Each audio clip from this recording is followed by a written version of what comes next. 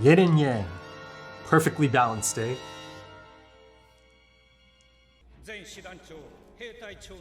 Yeah, Bihorn and Pike. Look at you, Ramo.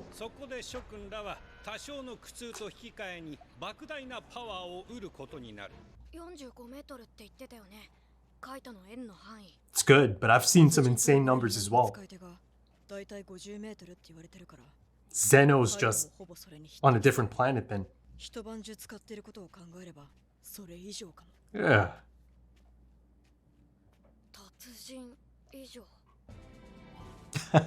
Greed Island. Yes, he is, son.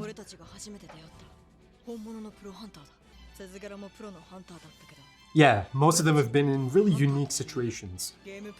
Right.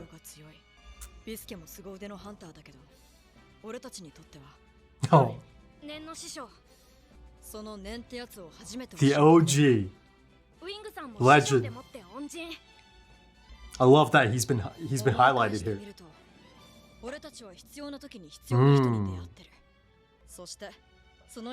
But you know, it's not all down to luck. It's because of them as well. These are incredible talents, 1 in a million, billion.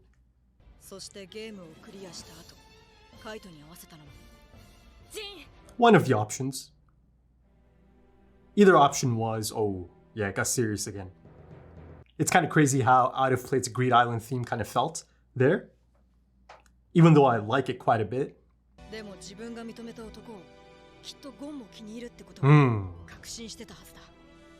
And given Kite's line of work, it's gonna take you to these kinds of things.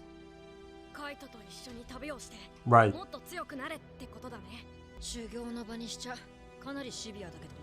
It's not really a place for training, to be honest. The checkups, the check-ins.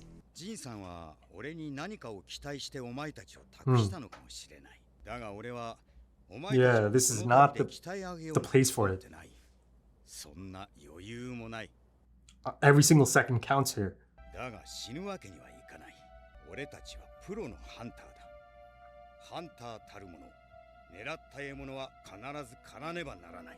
It's a bit of a lesson for them here. Ooh. And the hunt doesn't have to be a literal hunt either, right? All kind of depends on the line of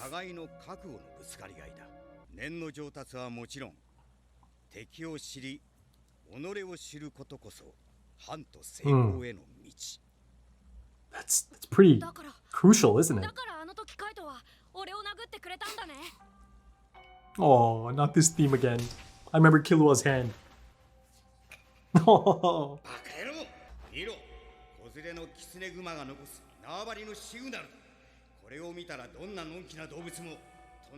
But Gon didn't know. He just didn't know, right?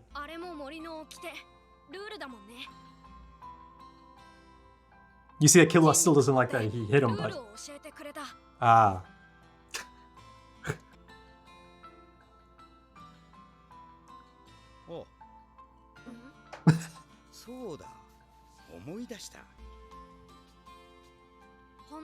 Oh, they're doing it here then. How did he sneak that in? You found him. And that's still insane to think about, that he actually found Jing. Oh.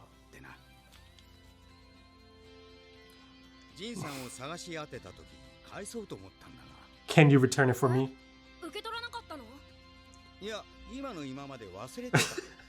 He's gone. He's actually gone.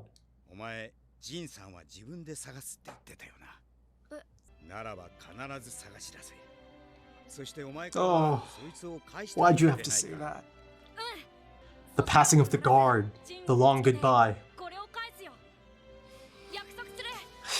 I give you Jing's hunter license. Oh, I'm counting on you, no. I mean, at this point, it's so on the nose, but look at that.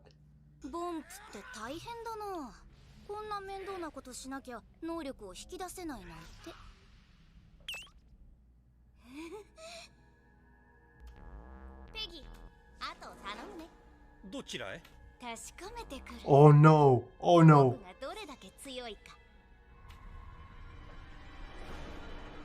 Shit. Oh, that's the nest right there in the distance.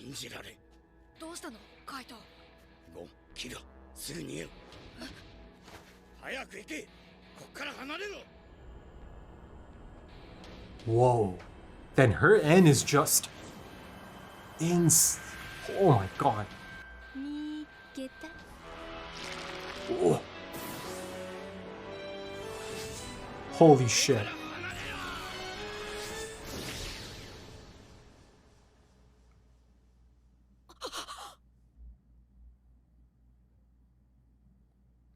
My god, that's beautiful, but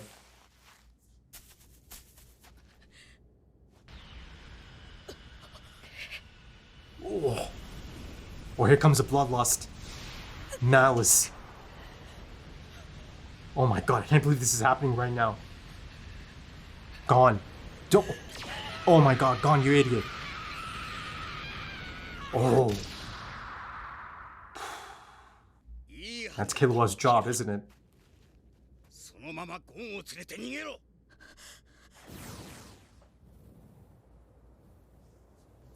Oh. That is iconic.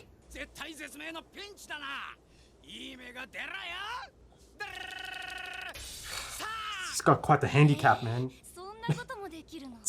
Okay, stop being cute right now. He didn't say it. Is that a staff? The hell is that?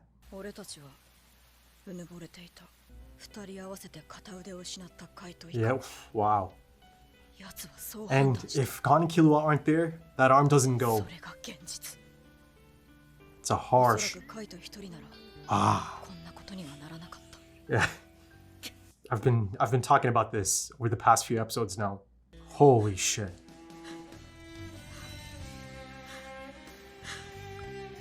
There's no chance he even stopped for a second. No chance. Yeah, this kid's special, Killua. But imagine the amount of guilt, the embarrassment, the pain. Neferpitou's, like he said, a monster. Is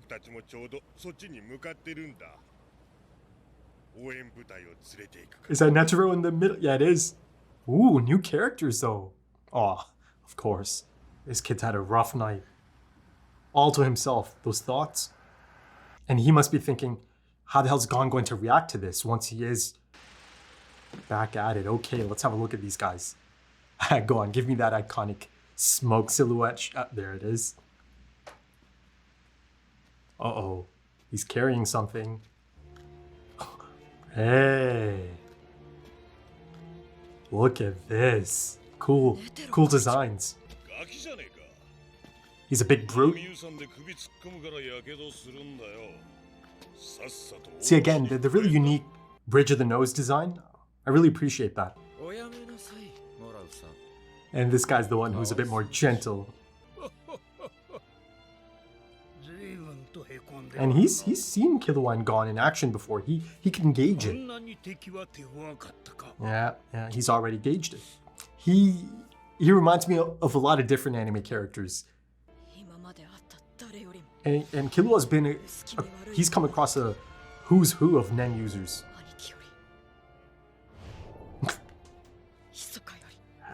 So Netero came himself. Yeah. Whoa. Now hold on, they're not, Netero's probably not the type to showcase everything he's got or put it on display.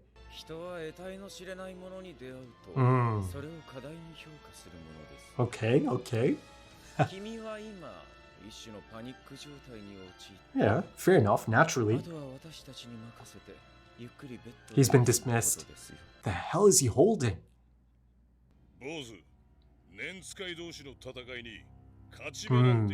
There's quite a bit of nuance there, right?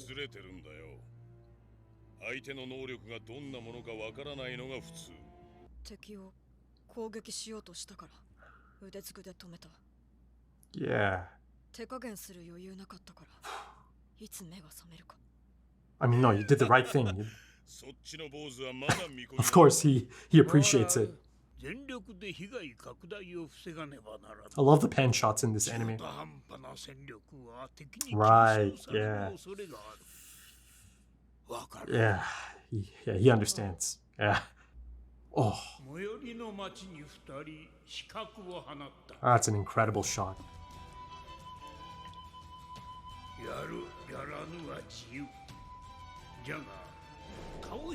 Whoa, look at this, an opportunity here. Now, did he know this before even showing up here, or did this happen in that little...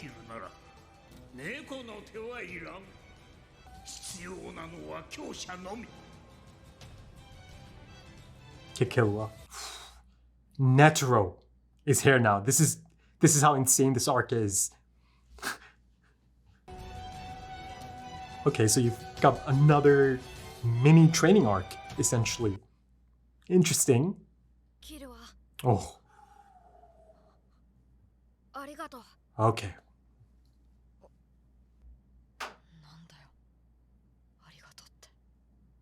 Come on, Killua.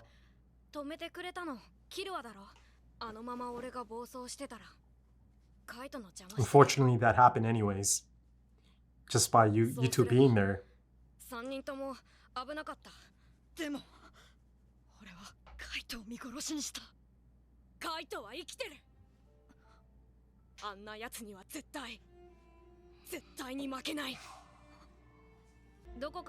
Oh wow. This right here is... Oh. This is denial, delusion, but also incredible. Oh.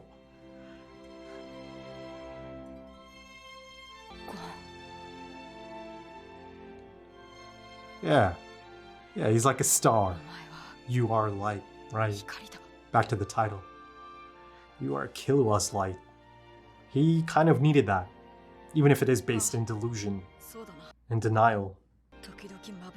Oh. But look at this. Killua sitting in the light, gone in the darkness. Yes, it is. Of course it is. My boy.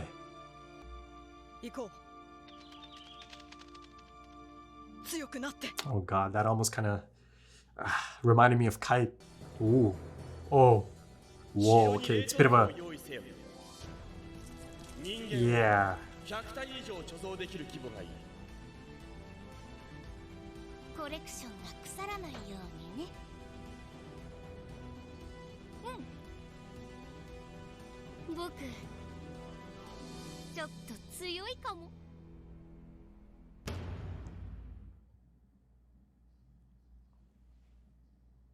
Whoa.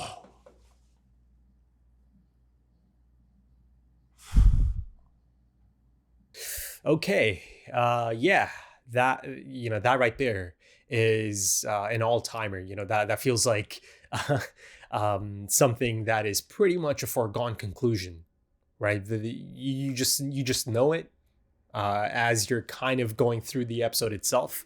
And again, you know, not just the episode itself and the shocking things that take place, but the things it puts into motion from this point on, right? And there's quite a bit that it sets up. As one door closes, many other doors open up, right? And that one door that closes is see, the thing is, you could see it coming for a long time at this point, you know, episodes ago. The death flags and all of that, you know, that Kite is most likely going to be taken, right?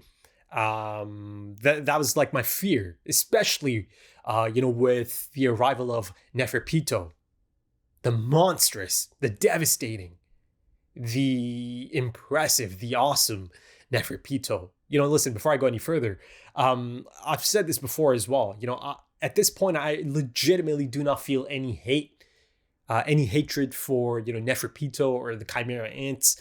Neferpitou is doing her thing, right? If you look at it from Neferpitou's perspective, okay, you know, she spotted a challenge, and she spotted or recognized or registered that challenge from such an immense distance, right?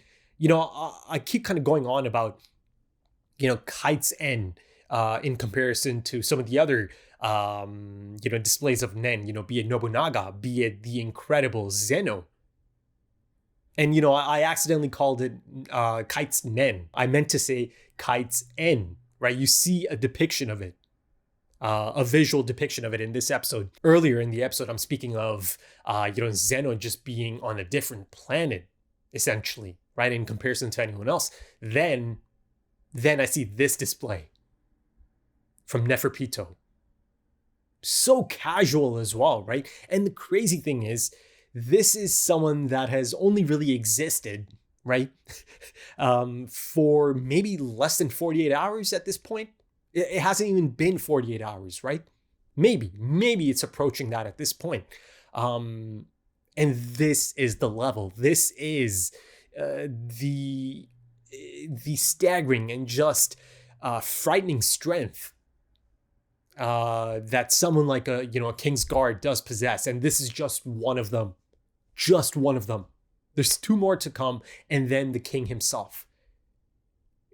At this point, especially after, the display in this episode, this is, like I've been going on and on, this is a global level threat, and you're simply going to need everyone, all the best that you can kind of bring in. But again, by all of them, I mean the strongest, the ones that can actually make a difference, that can actually assist, right? It kind of goes to that point Netero made, or Netero, I kind of switch back and forth, Netero or Netero.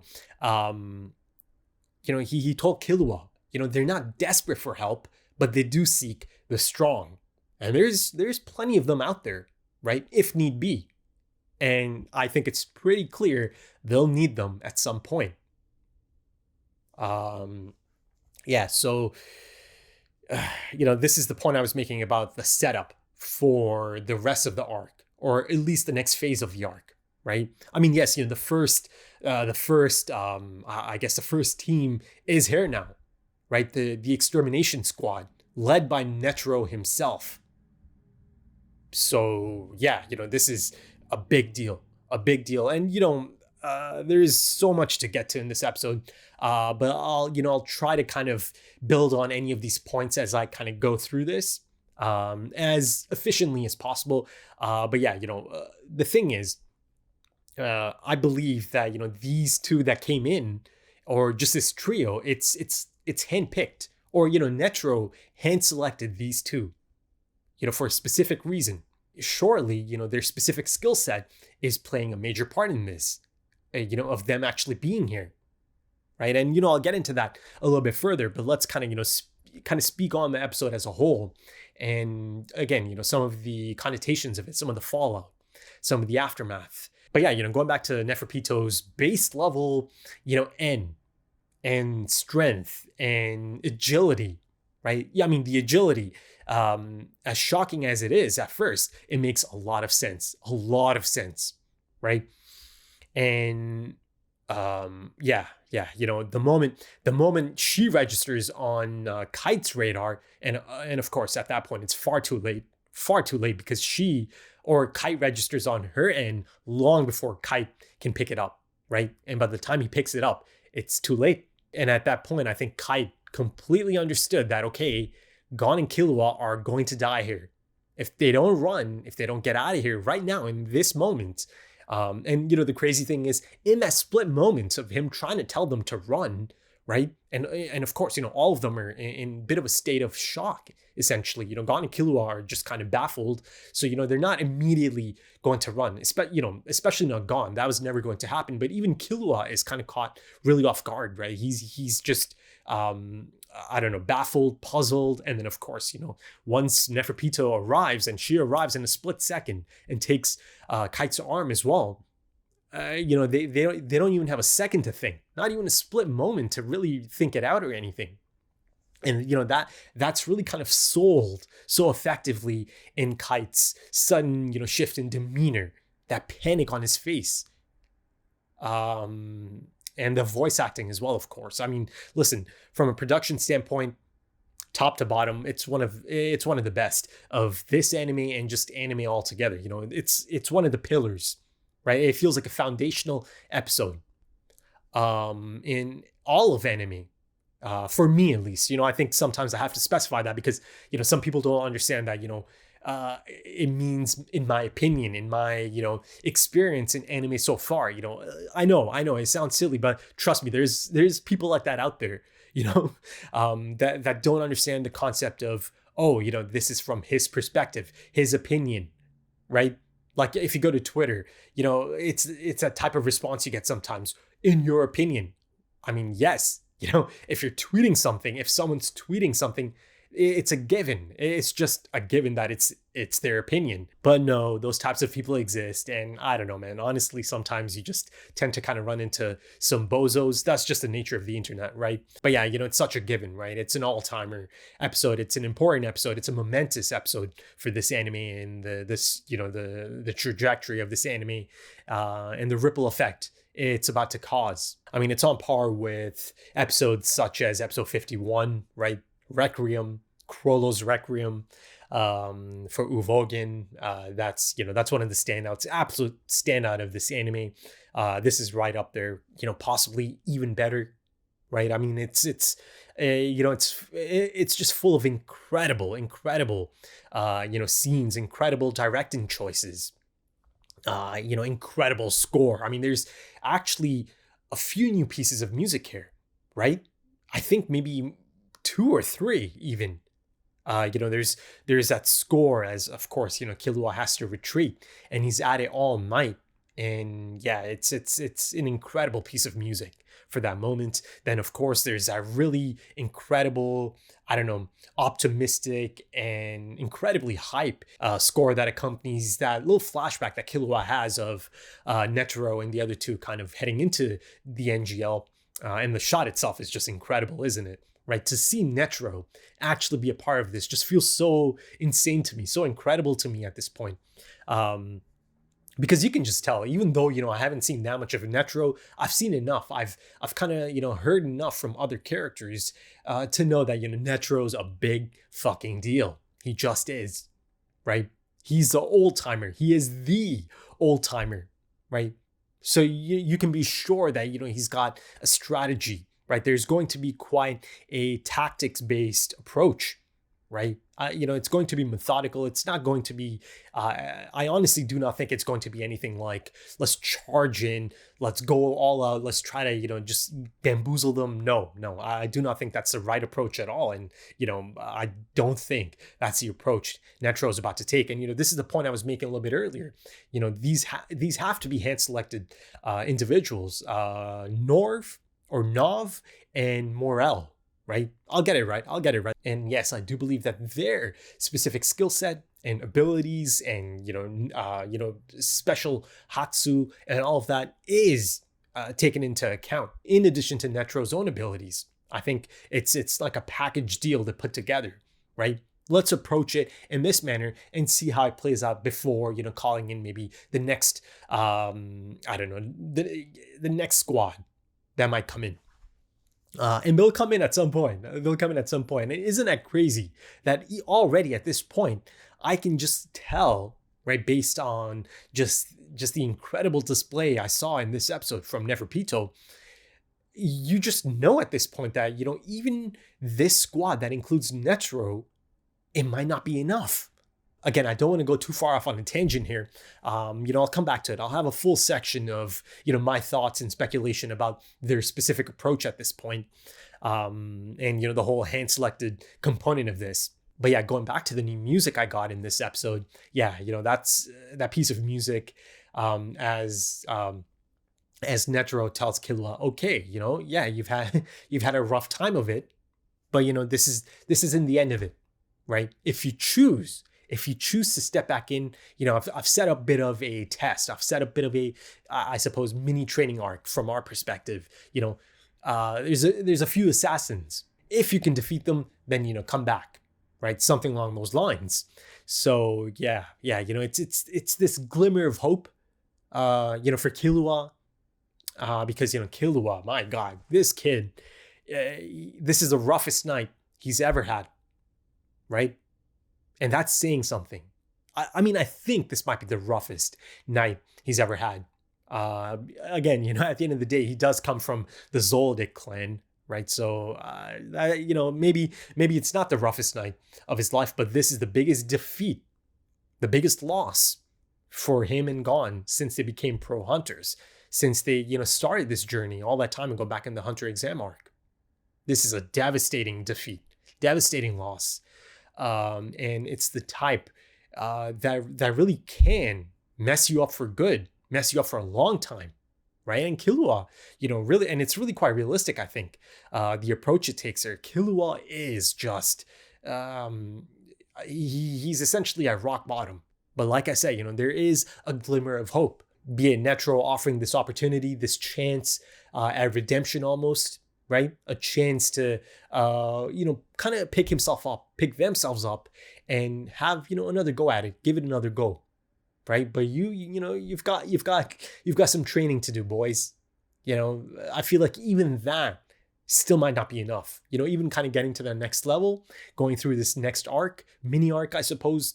Or it's essentially Gon and Killua's arc at this point. They're out of the NGL for now. But now, it's kind of like they've tagged out. That trio has tagged out, and now I get to see this trio, the new trio, kind of continue into the NGL, right?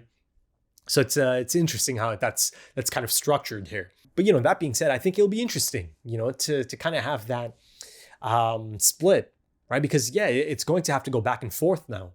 And I'll be honest, I wasn't really expecting something like that, but now that it's happening, it makes complete sense. It's entirely realistic that they had to get the hell out of there. I mean, my whole discussion in the last episode is that, Gon and Killua are absolutely dead if they stick around, right? Killua knew this. Gon, of course, as expected, did not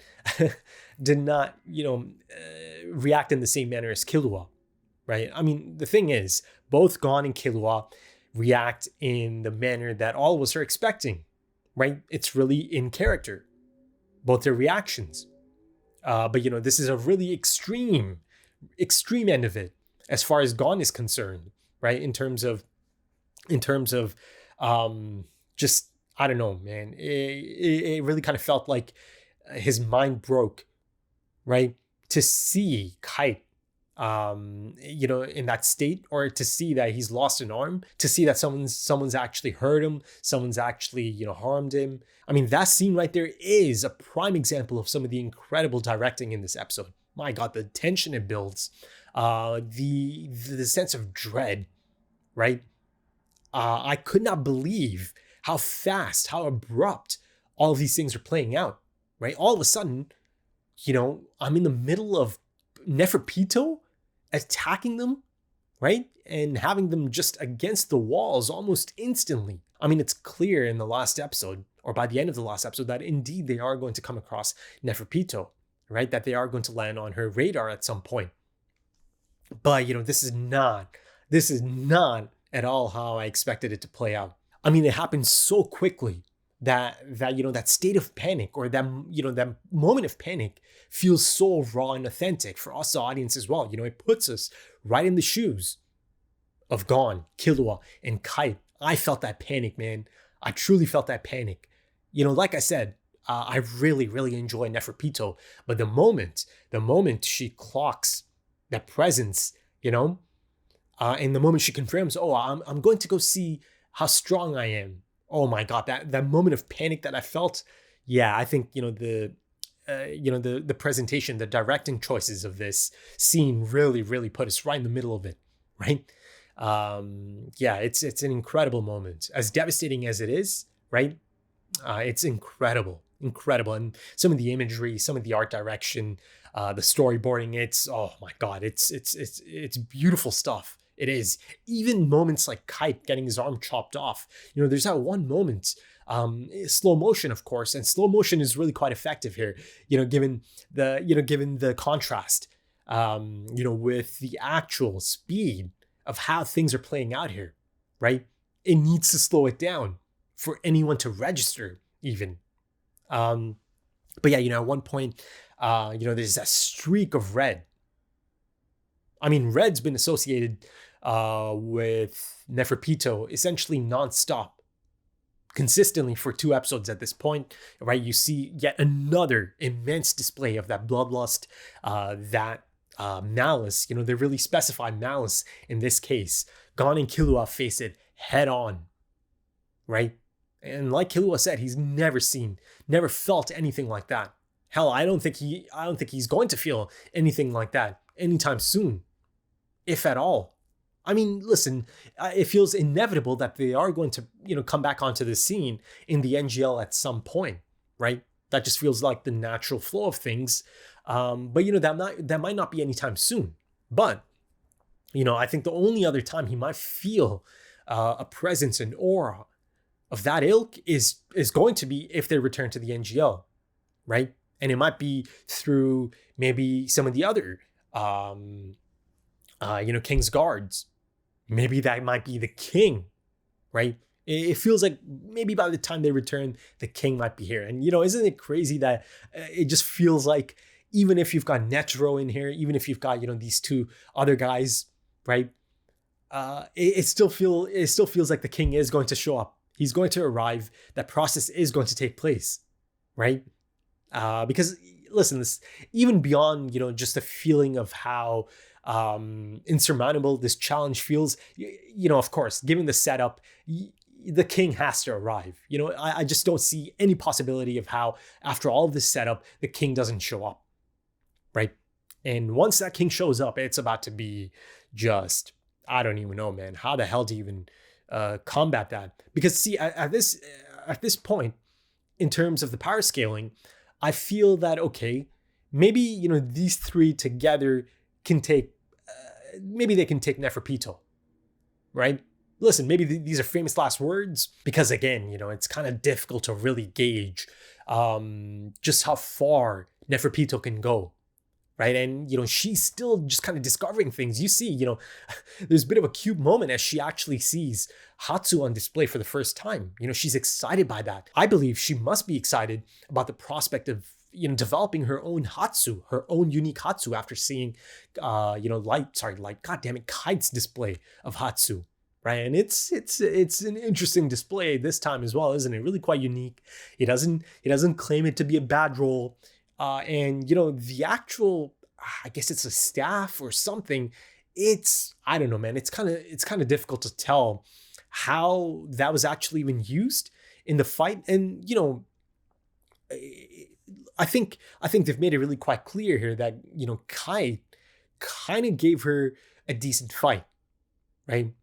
And, I believe that once, he understood that, okay, there's a monster approaching them. I think the only thing that Kite had on his mind is, just make sure that it does not engage with Gon and Killua, right? Make sure the attention is on me, and make sure I give it enough of a fight, entertain it long enough that Killua can actually, create some distance, make some ground. Because, sooner or later, it's, he must have thought, okay, sooner or later, I might fall and it might go after them. There's a strong possibility of that. But the thing is,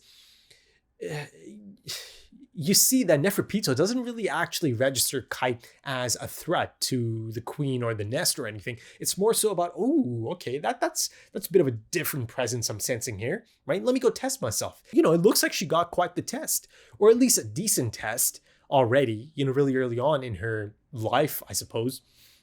Because you see the aftermath of it. The place is kind of destroyed and really marked up, right? You can just see that a battle took place here. Not just any battle, a battle that took place all night into the morning, right? And you see the damage on the just on the ground, on the tree branches. You see the claw marks on the tree branches as well, right? So yeah, Kite gave her a fight. He did, right? Even though he had quite a handicap, lost that arm. And yes, I still truly believe that, if Gon and Killua are not there, he stands a much better chance, right? And he does not lose his arm. Because if he's by himself in that moment, right, he can react quick enough or in a manner that is going to be all about survival, right? all about, okay, I need to get out of here as quickly as possible, or I need to, get ready for this encounter. But, at that point, Gon and Killua are his priority. They are on his mind. He's not thinking about, how he's going to kind of counter this incoming threat. It's all about Gon and Killua, right? And unfortunately, yeah, it cost him. It cost him big. Now, listen, am I saying that if he's by himself and he's got both his arms, he can best Neferpitou? I don't think so. No, I'm not saying that. I think even if he is whole, even if he is by himself, I think ultimately the outcome might have been the same. But again, there's a slim chance that maybe if he is by himself, he could maybe somehow get out of there, right? But that's just not how things are.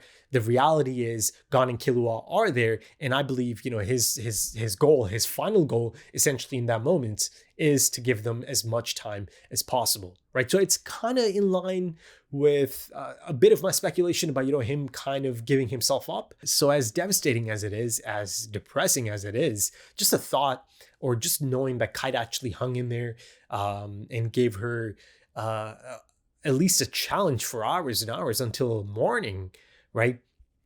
Something about that just kind of almost doesn't put me at ease, but it makes me proud. And you see it on Neferpitou as well. She's a little bit scratched up, or her clothing's a little bit scratched up, at least. You see a bit of dirt here and there. She's a little bit marked up.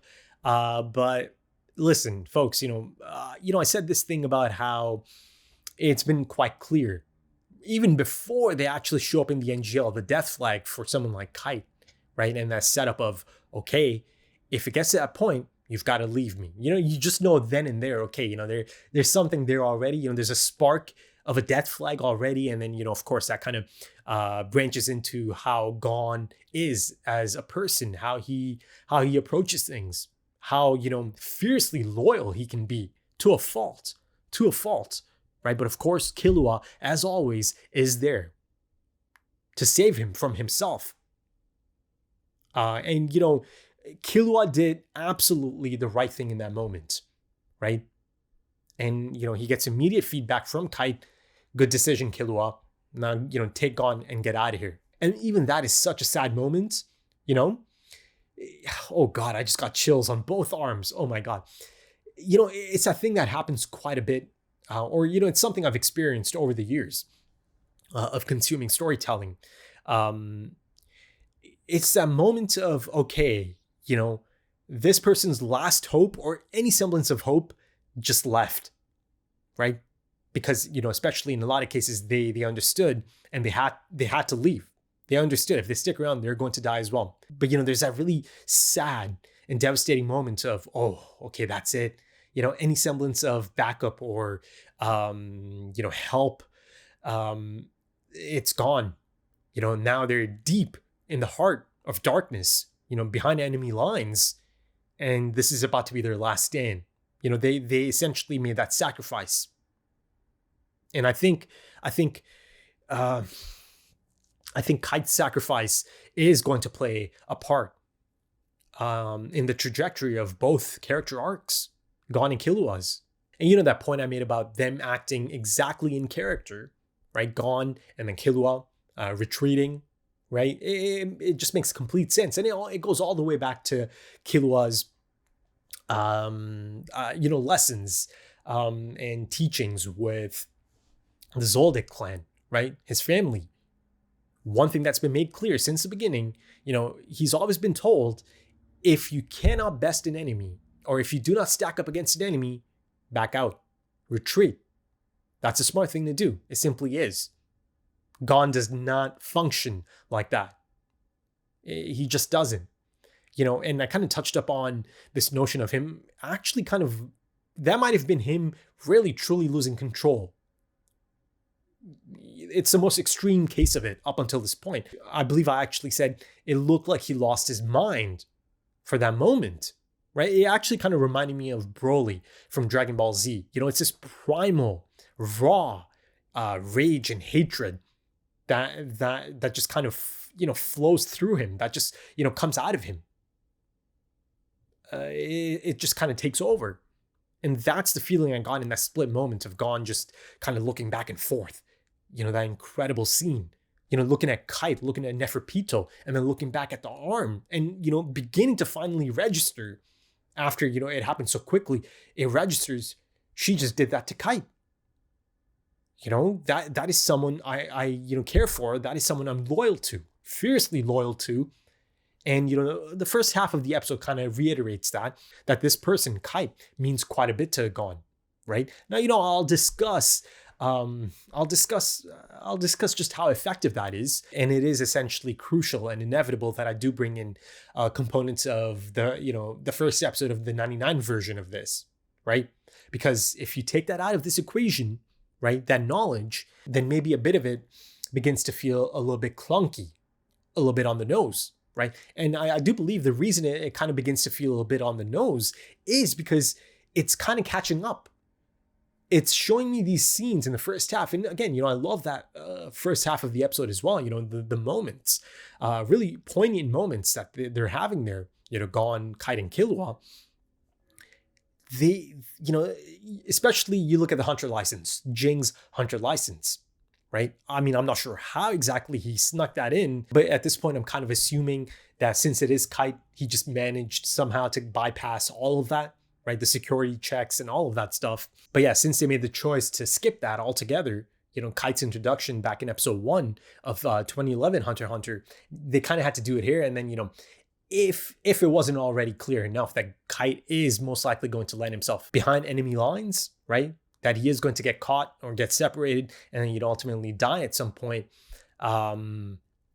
This made it so crystal clear that this is it. There's like a straight on, full on passing of the torch, passing of the guard. I've carried it up until this point. Of course, there's a bit of a comedic moment. He claims he just forgot that he had it on him. And even that shot of him handing it to Gon, the license itself, yeah, that right there, to me really truly felt like, oh, he's gone. I think I actually say that in the reaction, right? That he's truly gone. And listen, just because something feels like it's inevitable, it's a moment of time at this point. Sorry, not a moment of time, a matter of time, rather, that, Kite is essentially a goner. It doesn't mean that it doesn't hurt. I mean, it's just, I still felt that full on panic because just how sudden and abrupt it all is, right? And then they actually Togashi actually managed to shock me, right? Because, or, in addition to Togashi, just the presentation of the anime itself, the production side of things as well, how that final scene back in the NGL is presented, right? Listen, even though I felt for a long time that Kite is a goner, that he is going to be caught by the Chimera ants, I did not think that he's actually just full on going to be dead. Not only dead, but just decapitated, executed. I was just kind of speechless and baffled at that point. I just felt tears building up in my eyes, and I just could not even, I couldn't say anything at that point because it wasn't even in my mind that he could die in that manner, in that capacity. Again, that's maybe on me for having such a, roadmap, maybe in my mind for Kite's, maybe eventual death or capture. Because again, in my mind, I thought, okay, maybe he'll be captured. Maybe he'll be really banged up. He'll be taken back to the nest, and there could be some really interesting scenes that play out there. A lot of really interesting conversations, and yeah, that kind of thing. That was my roadmap for Kite. And then maybe at some point he is going to be fed to the queen, and that kind of thing, right? Or even if he isn't fed to the queen, Neferpitou and Kite might have a lot to talk about, to discuss. Right, because she's felt Pokel's presence and the level Pokel's at, but she's also felt Kite's presence, right? And it was enough. It was impressive enough that she felt that, okay, I can actually go see. I can test myself. I can see how strong I am. At that moment, she just goes, yep, I think I'm pretty strong. And it cuts to the head in her lap. And of course, it almost kind of feels like a plaything, right? Again, she is a kitty. She is a cat. and cats or even big cats are, known to kind of play with their food and their prey, right? And you see that on display in devastating manner, in devastating fashion. And listen, the moment I see the hair, the silver hair, it takes like a split moment to realize that's not anything that's a part of Neferpitou. It's not her tail. It's not anything like that. It's Kite's silver hair. And you begin to clock it, and then, it transitions, it cuts to that beautiful shot, that incredible shot of her eye, and then the shot itself. It's oh my God, it's one of the most I don't know, man. It's one of the most jarring and dark moments I've kind of experienced in this anime and anime all together, and just in any show really, right? Because I wasn't expecting to have that imagery on display. She decapitated him. She killed him outright. He's gone. He's full on gone from the story. He's moved on. So that really took me by surprise. That really got me. That got me good. That really hurt. But I always kind of felt, okay, even if he gets captured or taken, there might still be more of Kite, right? There still might be some more in terms of, how he can affect the story. And of course, I've speculated before, this idea of him potentially becoming a Chimera ant, or at least his essence, his residual memories kind of being a distinct part of a Chimera ant. So that would have been debunked anyways, maybe, that, the queen's not really giving birth to any more of these soldier ants, right?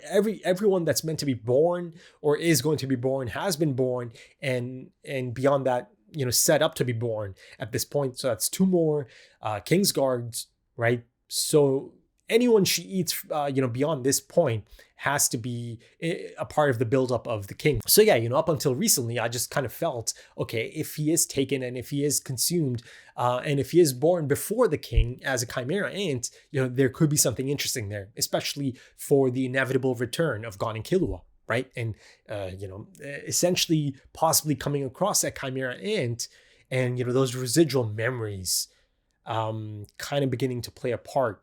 But then again, recently it begins to feel a bit more like, okay, since there's no more, normal, or at least, officers being born anymore, any potential Kite death or, the queen consuming Kite is going to end up being him possibly playing a part in the buildup of the king, right? Perhaps alongside someone like Gyro. Still no signs of Gyro, or, how things played out after him being taken by Colt. Right. One thing I know for sure is that he was taken. There's no indication here or any chance of him escaping. So he was taken and he was consumed because he's not around anymore. So he was consumed by the queen. Again, it's on me for having that roadmap in my mind. But yeah, it's all ripped to shreds, essentially, and literally as well. As I see Kite's decapitated head in her lap. And she's just, she's a little bit, marked up, maybe a little bit roughed up, barely roughed up, to be honest. But she's just so happy and content. And it's all a fun outing for her. It's all like a fun time for her, right? So that's just so goddamn terrifying, isn't it? Even with the arrival of Netero and his 2 men. So even though you can see it coming, right? That Kite is going to most likely die, the manner of his death still got me, man. It really, really got me. It truly was a gut punch. I felt like I got stabbed in the back looking at that imagery. I couldn't believe it. That he's truly just gone. That kind of really felt like a monumental moment that could be up there with, the likes of Ned Stark from Game of Thrones. That's a feeling I truly got from that. To kind of put you in my headspace at that moment. And you know how I mentioned that it's essentially like a plaything for Neferpitou, right? His head, a trophy, essentially. She called it a collection, a part of her collection.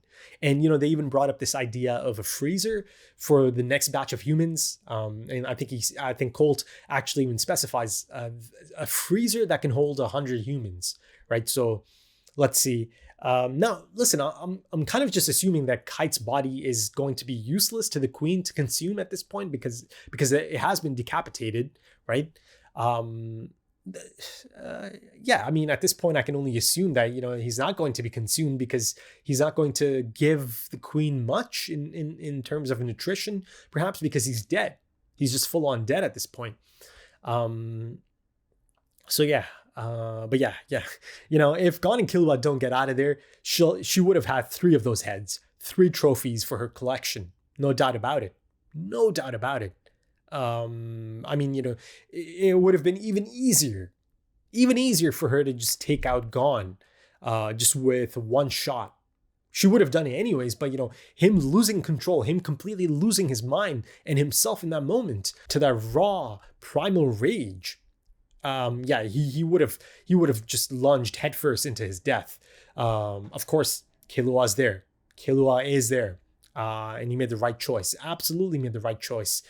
Even though he gets hammered for it a bit, gets a bit of a reality check outside from, Nov and Morel, right? Again, all of them kind of take different approaches. Even Netero kind of has to be a little bit harsh, a little bit realistic, but his approach is a little bit different as well in comparison to someone like Morel, who is a bit of a brute, at least in how he's built.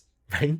But, he's got a lot of interesting things to impart as well. I think all of them had a lot of interesting and important things to impart, be it Kite, be it Netero, be it Morel, be it Nov, right? Even if they are really quite harsh. Listen, they seem impressive enough, and I'm sure they can assist Netero quite a bit, and that they are going to be really quite handy. Right? And integral to any strategy that they've kind of established at this point. But even so, they simply have not faced the malice, the intent, the bloodlust, the presence of someone like Neferpitou. That is an unknown for everyone. It was an unknown up until it was too late, right? Even for Kite, it was an unknown.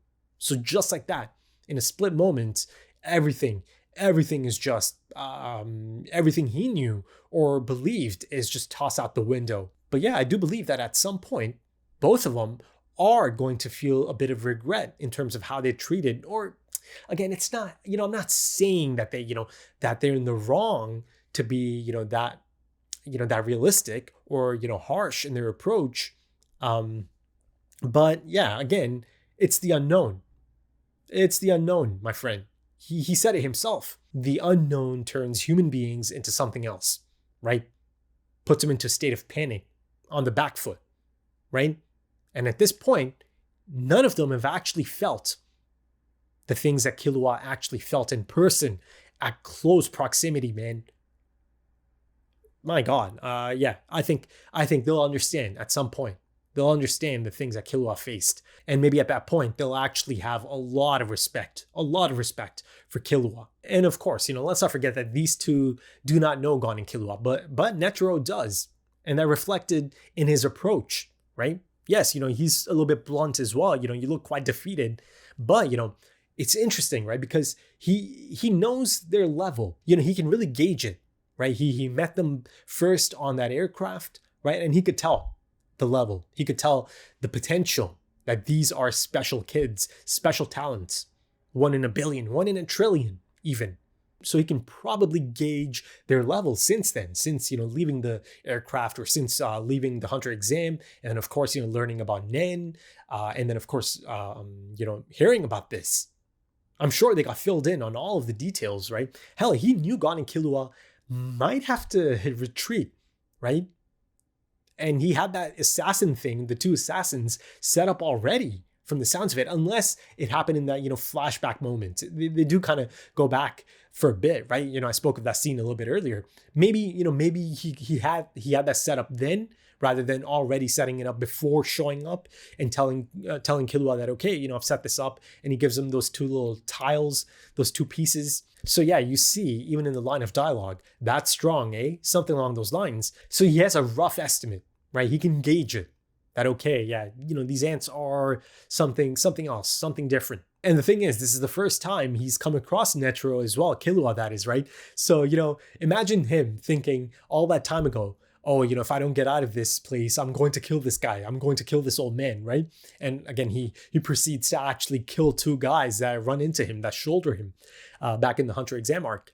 But now, he must be thinking, man, I was kind of silly to think like that, right? Because now he registers that these are special people. Netro is special, right? Though, of course, I don't think he's actually getting to gauge Netro's true potential, his true strength and capabilities, right? And the others as well, perhaps. Now let's focus a bit on the new trio that just showed up, right? And their potential approach, right? And how things could possibly kind of play out here, right? Any potential roadmaps. Now, I kind of touched up on it a little bit earlier. I do not believe that they'll go in head first and try to bamboozle them. That's just not, it just does not even feel like the right strategy to use at this point, They do kind of have the element of surprise on their side, for now, at least for now. Because, the one thing that's been made really quite clear in this episode is that Neferpitou, her end, the range is just spectacular, right? It's incredible. So, they're going to have to navigate that or kind of register that as well, right? Keep their distance. They have to take more of a patient approach, right? Kind of like SEAL Team 6, right? Kind of like a predator in the jungle, hunting down Schwarzenegger's squad, right? In the original Predator. That kind of approach, those kinds of tactics. Now, the thing is, they've also made it really quite clear that the nest itself is out in the open.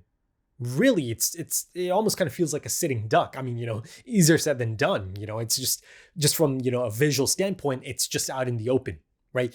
But, the really cool thing, or yeah, I guess it's kind of cool, is that in that one shot, Kite, once he does register Neferpitou's presence, you see that it's still kind of in the distance. It's a beautiful shot, of course.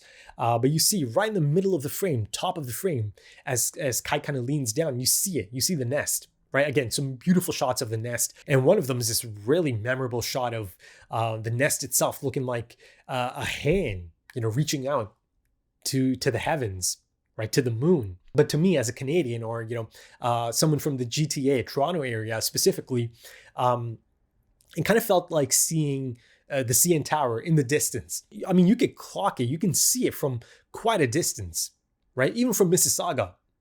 And, of course, other roads and highways and all of that. But even though you can see it, right? And it might feel like, oh, it's right there. It's right there. There's actually quite a bit of distance from here to there, right? To the CN Tower itself. So, to me, it kind of felt like that, as Kite kind of looks into the distance and sees it right in the open. And then, of course, you see Neferpitou just kind of, use those quads, right? Incredible, transformation almost. It's not really a transformation. It's more of like her activating, that part of her anatomy, I suppose.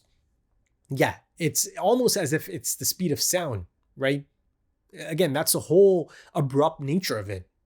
That just puts you up against the wall, against the ropes on the back foot. You don't even have a chance to react to it, and she's already here. That's the type of distance she is able to cover in essentially a split second. But the idea of the nest itself, the castle itself being in the open, the immediate thought is, okay, you could possibly use ranged attacks that could allow you to keep your distance, but also possibly land a critical strike on the castle, on the nest, right? Listen, I'll be honest, that seems exceedingly unlikely that, they could actually execute that, something like that, a ranged strike that they do not see coming. Neferpitou, her arrival, like I said, it's a game changer. So the range of her end has that covered, right? Any possibility of ranged attacks. I mean, it would have been a totally different story before she shows up on the scene, but she is here now. She is. And it's a different landscape altogether because of her arrival. So yeah, in terms of ranged attacks, I don't know. At this point in time, I don't think anything like that can really get past Neferpitou. And the thing is, I actually even thought maybe potentially, Morel is carrying some sort of missile launcher, right?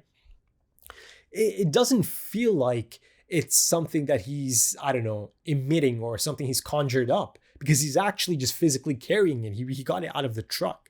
So for that reason, I felt that, okay, it could be something that is going to assist them. I mean, I'm sure it is going to assist them in their approach, in their, strategic approach to this.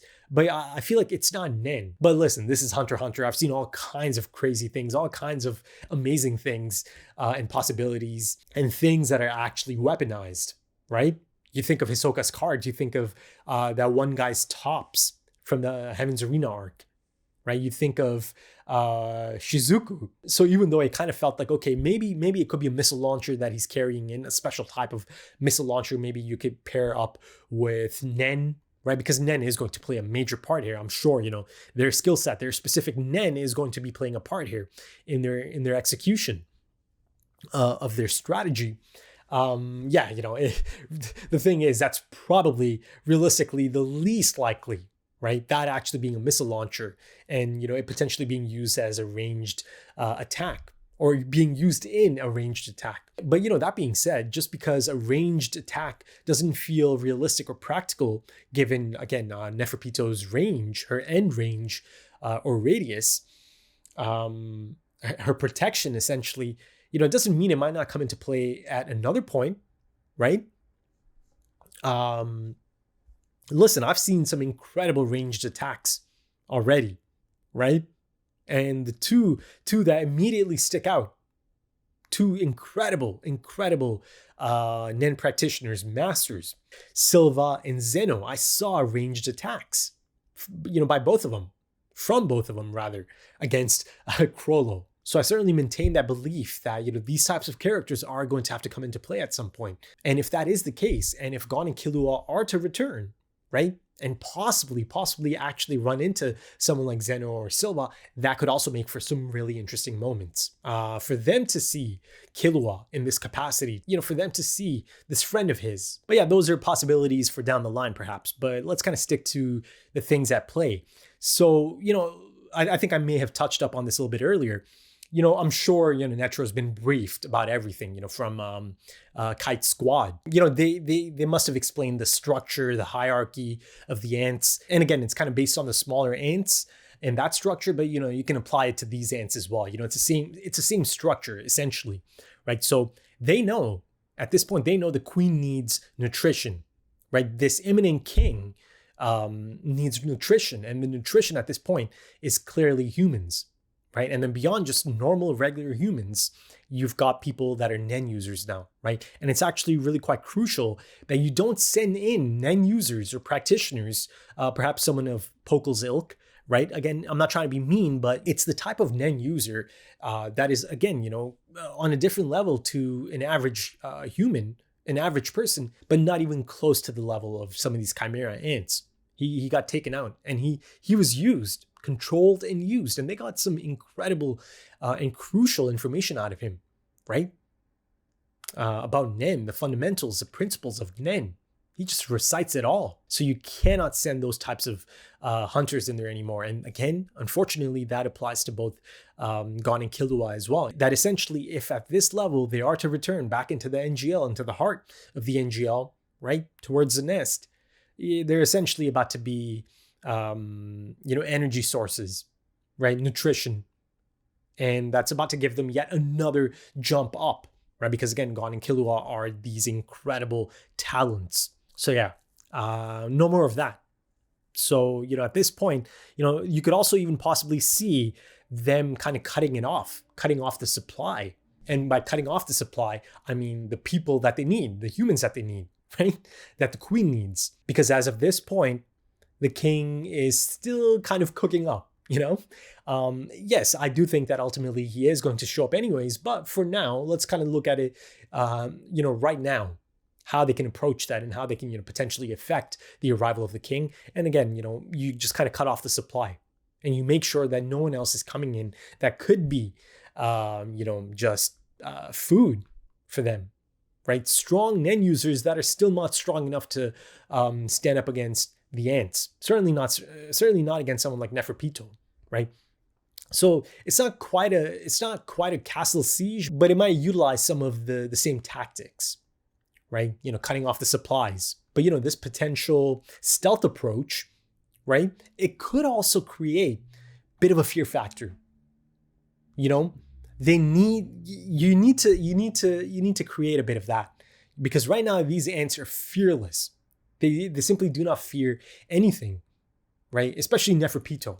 Again, like I said, it was a plaything. You know, Kite was essentially a plaything for her. Now, I'm not saying that someone like Neferpitou might, feel the heat at some point, but some of the other Chimera ants, or the majority, or a good chunk of them, could begin to feel the heat a bit if they begin to, understand and realize, okay, there's something out there.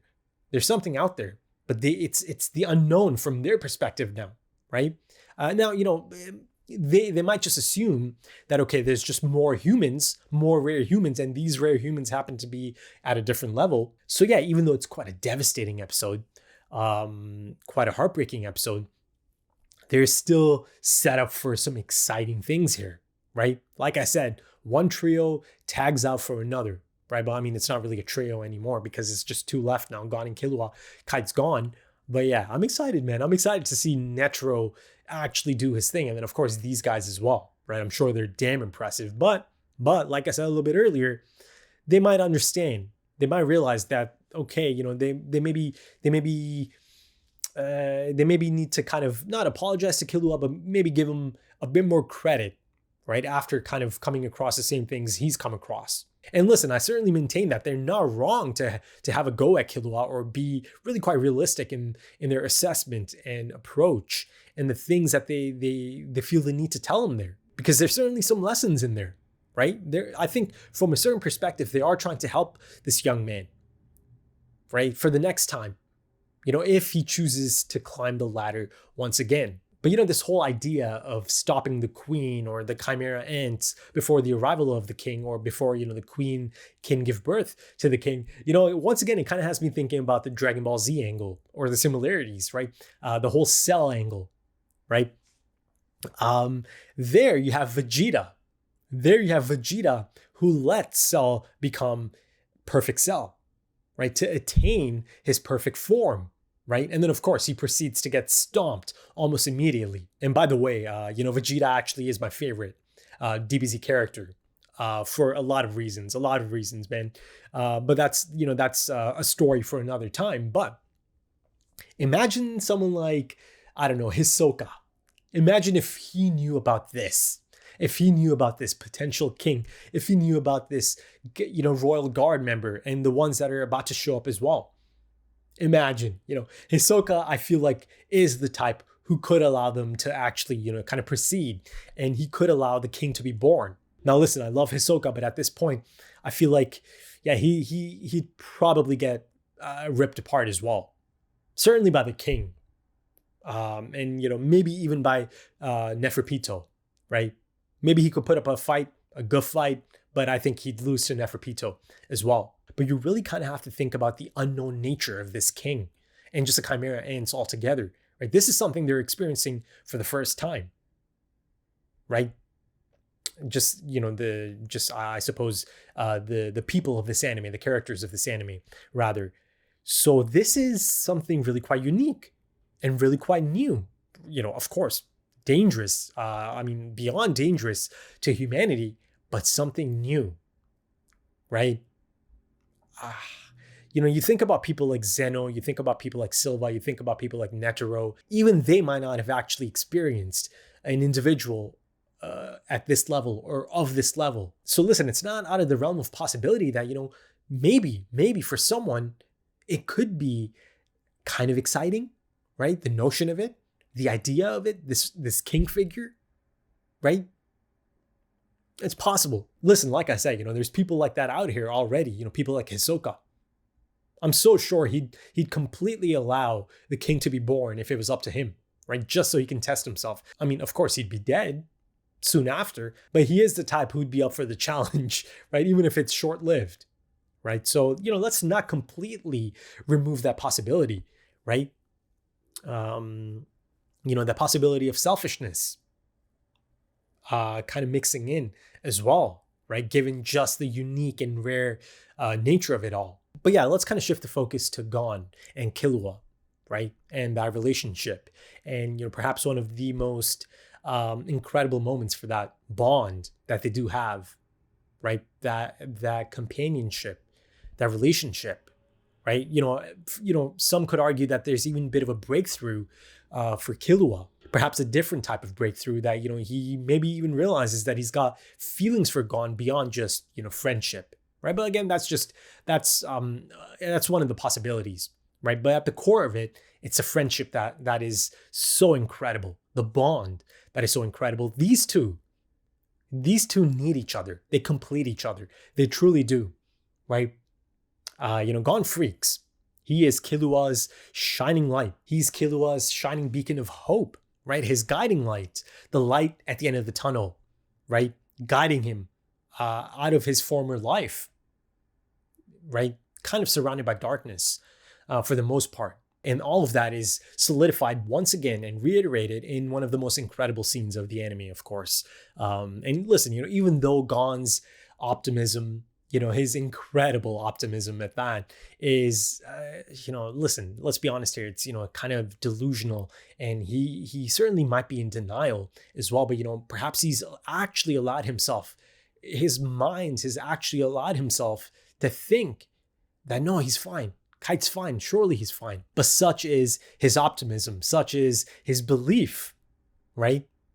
That it actually pulls Killua out of, that pit of despair and sorrow that he's just drowning in, right? It's really a rough moment for Killua to be alone to his thoughts, thinking about everything that happened and how, Kite had to be left behind, and that, they actually played a major role in his potential downfall. Hell, you see that Killua certainly believes, he's really quite realistic, that Kite's dead. He tells Gon, it's my fault. The Kite's dead. And of course, Gon steps in and gives him, that semblance of hope. Picks him up, lifts him up once again. And that's the thing Gon can do for Killua, right? Just being there, just existing, being around him. I mean, that tremendous positivity in the face of such despair is just staggering for Killua, isn't it? It really, truly is. You see it in that incredible scene, and just in his reactions to to Gon at that moment, right? One of the things that's clearly been running through his mind must be that, okay, how's Gon going to react to this? Is this maybe that point that I did something, right? That he cannot forgive, right? Again, this is kind of looking at it from Killua's perspective, because you see, even now, he's so scared to potentially lose this, right? He doesn't feel worthy of this. And, it's so sad to even think about that, right? Because you see, from Gon's perspective, he's so thankful for Killua. And Killua, and I'm not sure if Killua is ever going to realize this, but Killua is so important for Gon and to Gon. But yeah, there's just this feeling, within him that, sooner or later, this is just going to end. This is too good to be true. I don't deserve this, right? That I might end up accidentally doing something to break this up, or, just kind of cause a rift or something, make him angry, or make him not, want to be my friend anymore. Right? You see some of this, at least I think, you see some of this desperate nature of that in the Heaven's Arena arc. Sorry, not Heaven's Arena, Great Island. And in that scene, after, they look at Killua's hand, you almost kind of see a bit of panic, right? In Killua, he's like, no, I'm good, Gon, I can do this. Again, this is just my perspective. And listen, at this point, I've kind of picked up that, some people can be a little bit defensive about the Gon and Killua relationship, really quite protective as well. And the feeling I do kind of get is that, for a lot of people, it's kind of like this untouchable thing, that you cannot criticize any components of it, or any elements of that friendship, that, that relationship, that bond. There's only one way of looking at it, and there's nothing concerning about any of it. I mean, listen, it's so clear that, it's an incredible bond, right? The whole idea of yin and yang, and, light and dark, perfectly balanced, all of that, I've discussed that already in detail, I believe, a long time ago even. But, certainly quite present even at the moment. Like I said, they complete each other. They need each other. And yeah, I certainly believe all of that, how important they are to each other. But listen, there's some concerning things there. And in that episode, the dodgeball game, that iconic episode, one of the best episodes of the series, there's some things at play there that are a little bit concerning. But yeah, going back to my point, him just probably thinking nonstop about Gon's, reaction. You see that almost immediately. It takes him by surprise because Gon, he's calm and he's thankful. And listen, it's not something new, is it? I've seen it time and time again. Gon is always apologetic after the fact. That's the key. After the fact, he'll act on emotions, based on emotions, without thought. But then later, or even, actually, there is thought. Let me not diminish it. There is thought there for sure in some of his actions, right? He chooses to put himself in danger in a lot of these cases, right? But then, again, after the fact, he does apologize, right? He understands how the person opposite to him could be feeling about his decision, right? And that he was maybe a little bit out of line. You go back to Heaven's Arena, he gets a smack from Master Wing, for his behavior, right? In his fight, his reckless behavior at that, really reckless. And, once again, he's really quite thankful that Killua is there to stop him, right? From a really bad idea. But even that itself, kind of being in that state, right? Gone. I'm speaking of Gon. And then just being turned off, right? Knocked out cold. There's that feeling of dread now that, Kite is full on dead. You simply have to think about how Gon is going to take that news once it does happen. And it is going to happen at some point, right? And I feel like, stopping him in that state, right? Knocking him out cold. I feel like that reaction, it's just been delayed. It's been put on pause, on hold, because there might be that type of reaction again. There might be a continuation of that reaction once he actually legitimately gets confirmation. I could see a similar reaction once again, his mind being broken, right? Because listen, you see the way he is, he might have actually convinced himself. He legitimately believes it, right? It doesn't feel like he's kind of, putting on a show or anything for Killua. He believes it. So much so that even Killua is kind of, whoa. He's kind of almost like, okay, let's go. Let's do this. Let's get out there. Let's get stronger. There is a possibility he could be out there. Maybe Killua is just also, playing along as well a bit. Even though, listen, I'm not saying it didn't affect him. I'm sure there is a part of Killua deep inside that just knows, okay, Kite is most likely dead, but just maybe there is this glimmer of hope now. But yeah, even so, these abandonment issues that are kind of always on Killua's mind, kind of stuck in this web of overthinking all the time, right?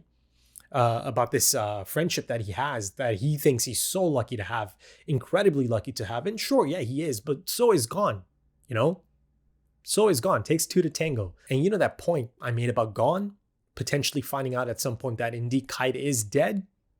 Yeah, I think I kind of touched up on something that kind of, I don't know, that could be at play, right? Once that does happen, this kind of takes me back to that episode in Great Island, right? Benolt, right? I kind of spoke of that tipping point. One bad day, one bad moment, one final moment to kind of break someone like Gon. Right, I was kind of comparing the two, the things that kind of led to Benolt's trajectory and the things he was capable of, and then Gon being really quite similar, and Benolt actually even thinking of his younger self, just kind of looking back at him through Gon. But see, there I spoke of Gon ever kind of being pushed to his limits and beyond, and essentially I see a bit of that here, right? Again, I do believe that his mind just kind of broke for a moment and he just lashed out. Or at least he tried to lash out. So, that hypothetical, that what if is always kind of there, it's always there. It kind of lingers. So yeah, I got a glimpse of it. I saw how Gon reacted to Kite just getting his arm chopped off, getting, attacked, Kite being hurt. So yeah, him finding out about his death, I don't even know, man. So let's kind of see how this plays out, and let's see how defiant Gon remains, right? in his belief that, okay, no, Kite's still out there. You know, maybe he's a little bit hurt. I mean, he is a little bit hurt. He lost his arm, so maybe he's hiding until, you know, you and I show up right back on the scene. So yeah, you know, it'll be interesting. Especially in terms of the things that these assassins might have to share as well, right? I'm sure they'll have things to share. Now let's kind of touch upon the Kite and Gon relationship. And, you know, again, subsequently his reaction to Kite actually, you know, being in danger, in immense danger, and being hurt. Now, I touched up on it a little bit earlier, but, you know, I must admit, I think the handling of the 99 version of this is superior in terms of, you know, the hunter license handoff and all of that. And, you know, I touched up on it a little bit earlier. I do believe that the 99 version actually handles this far better. It does. I think, you know, the handoff being in that episode, yeah, it just makes much more sense. And just, you know, the approach in that episode just makes much more sense as far as, you know, the Gon and Kite relationship is concerned, right? And the impact that someone like Kite has had on Gon, right? He's a father figure, essentially. He really is. You can really truly claim that. He's a mentor.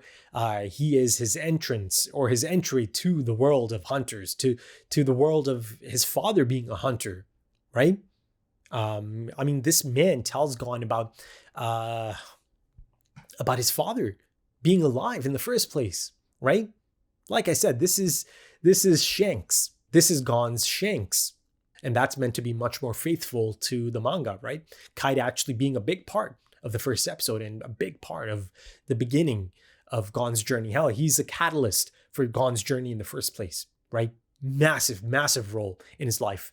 So I am excited. I am excited to check out the manga version of this, right? Kite's death and how things played out and just a natural flow of it, rather than the 2011 version here being a little bit clunky, again, to be honest, and kind of trying to fit in a lot of this, right, in the first half of the episode, to an extent that it's just simply unmissable. That, okay, you know, it's making sure to reiterate that, you know, that Kite means quite a bit to Gon at this point. But listen, you know, if I hadn't seen 99's episode 1, I would have been much more critical of the approach here. Maybe forced is a little bit harsh, or maybe not even the right term to use here, but it certainly didn't have a natural flow to it. You know, it just kind of felt like, okay, they felt that they had to put this in here now, right? They had to get this in here before this moment.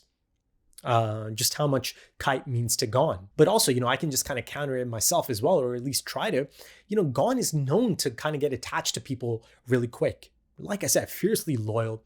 You know, he's kind of like, he does have that animalistic attachment, right, to his clan almost. Especially because, you know, Kite is really quite respected by Jing as well, right? So it's a big deal. It is a big deal for Gon to be, you know, in the presence of Kite, to travel alongside Kite and to learn from Kite, right? There's a lot of respect, and not just Gon.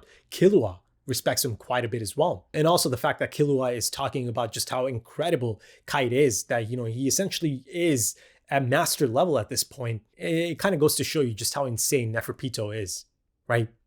It's, you know, as devastating as it is, it's really, really quite effective in kind of establishing that ladder, right? Both for us, the audience, and for, you know, characters like Gon, Killua, and then of course, you know, anyone beyond that as well. People like Netero. But, you know, listen, at the end of the day, I think Kite's left his mark on this story, right? And on characters such as Gon and Killua and their trajectories as well, right? I mean, he gave up his life for them, essentially. But, you know, beyond that, I just think he's made quite the impact on them. Right. And again, you know, beyond them, on me as well. Like I said, you know, I immediately took to Kite because he felt like such an authentic and, I don't know, finalized character. And that's always a great sign that you do have a fantastic impact character on your hands. And yeah, you know, it hurts, it stings, especially because I was not expecting his decapitated head. You know, that's just, you know, that actually legitimately took me by surprise. But yeah, you know, I think that if you take the combination of 99 episode 1 and 2011 Kite, and you bring it all together, you get a character that is really quite impactful, right? and certainly is going to continue being impactful in the journeys of, people like Gon and Killua, Gon specifically as well, right? And like I said, he kind of passed on the torch, return this for me to Jing, and I'm sure at some point someday Gon is going to return it, and I'm sure that's going to be quite a bittersweet moment, right? I'm sure that's gonna get me a little teary-eyed. And yeah, there really is this distinct feeling of gone too soon, right? That the time it's been cut too short, both for me as an audience member, someone who really likes Kite, and for, of course, Gon as well, and then again Killua in addition to Gon. And I think it really truly does make you feel the loss. That it is a major loss. It is, in my opinion, it's a massive loss, because Kite's played a massive part in Gon's life. It's as simple as that, right? But yeah, I'm still quite excited to see the manga approach to this scene, just to the chapters, I suppose, that are a part of this episode. But also, let's kind of have a look at Kite's last stand, the final roll. Hey, number 3. Didn't call it a bad roll this time. Listen, maybe it's a possibility that, okay, this is such a serious situation that he doesn't even feel the need to kind of, go into that, or it actually is something he was hoping for at that moment. Now, listen, I've certainly kind of claimed or believed that, the actual ability, the clown, the role itself actually does give him the best thing for the situation. And I think it happened here once again. The clown makes it clear you're in a pinch, or, the pinch part is actually in the Japanese dialogue. Essentially it's something like, oh, you're in trouble this time. You're in a bit of a tricky situation this time, huh? So yeah, this time it's not a bad role according to Kite, but let's kind of get into it. The staff, right? A cane, a staff. I'm not even sure how exactly, he used it to attack Neferpitou. Listen, there's a bit of a crazy idea that came to mind.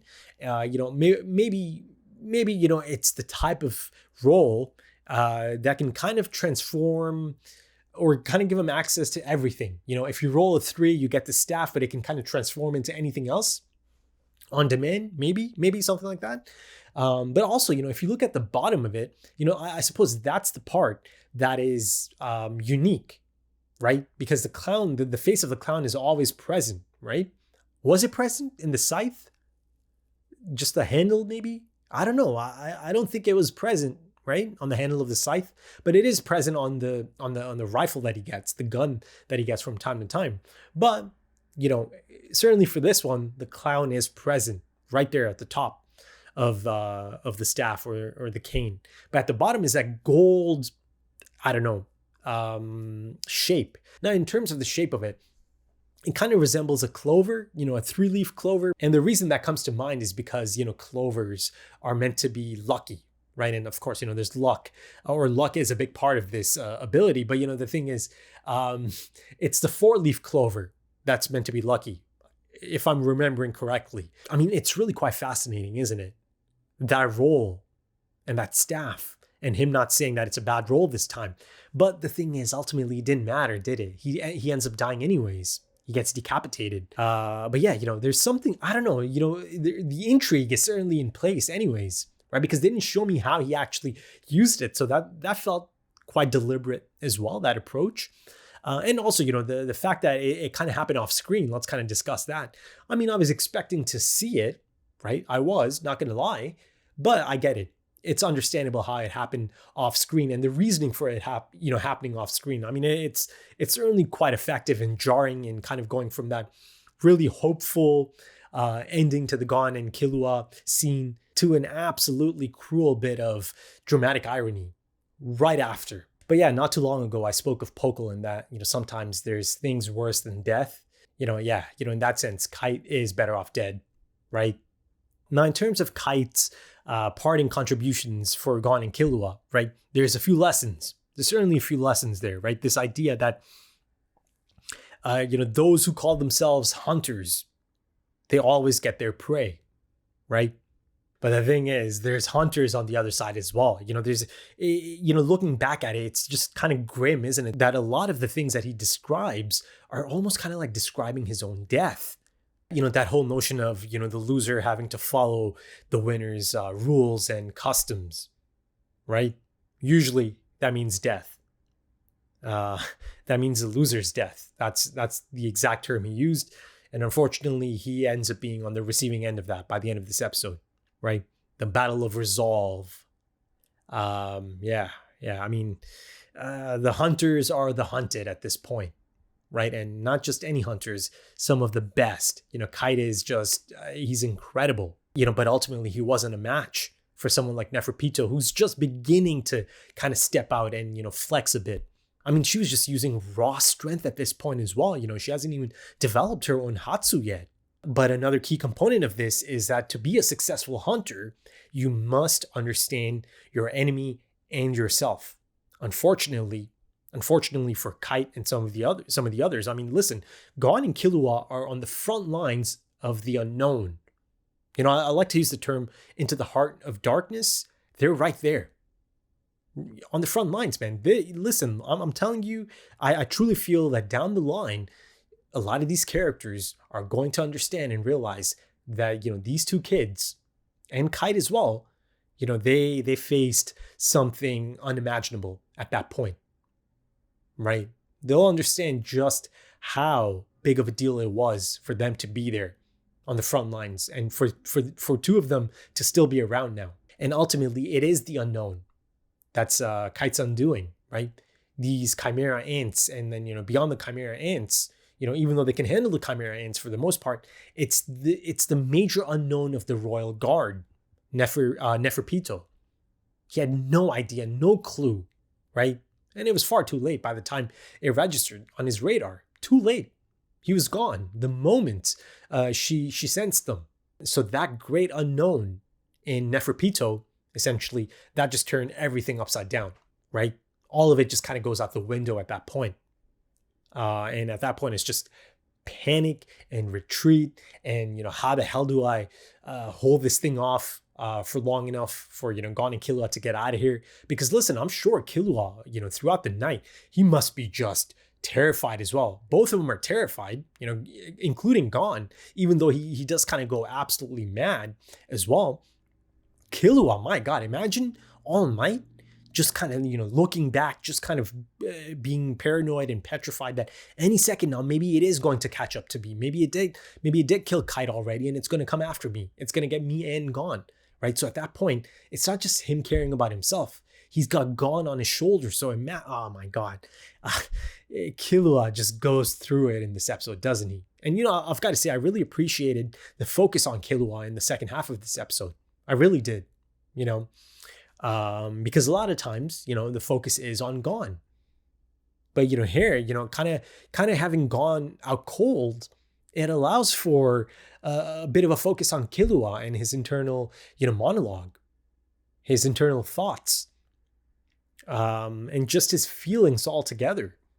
I really appreciated that. But then also a little bit later on, Morel, he shares his own insights as well with Killua, right? You cannot judge a Nen fight by your opponent's aura, right? Because it doesn't really tell you anything about their abilities. And right, this is one thing that they do have on the ants, and specifically Neferpitou. She's still kind of in the early stages, right? Listen, the things move really quickly for the Chimera ants in terms of growth. But even though the Nen is unlocked, it's still in the early stages. They haven't really developed the Hatsu just yet.